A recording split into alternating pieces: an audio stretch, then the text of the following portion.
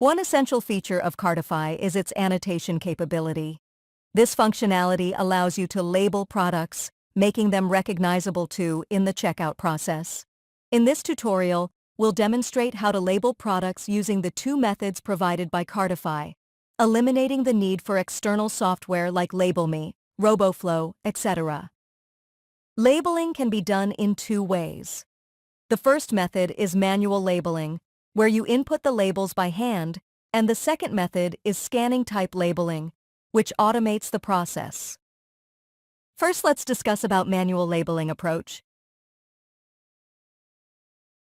Upload images of products that you want to detect it. Then by clicking on Tag section, you can label the product. As you can observe, products can have multiple labels.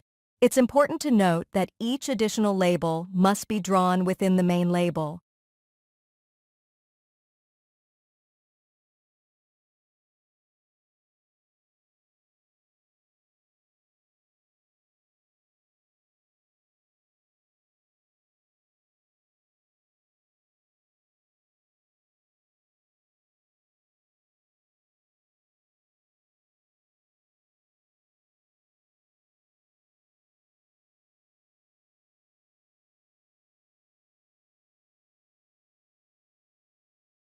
Let's label more products.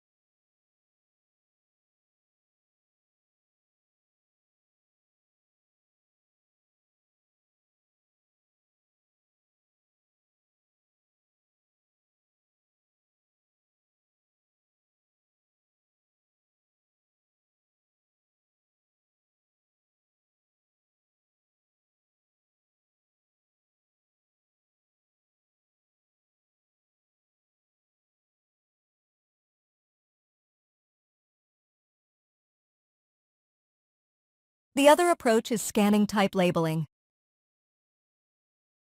In this approach, unlike the manual method, we use a camera to scan and label products automatically.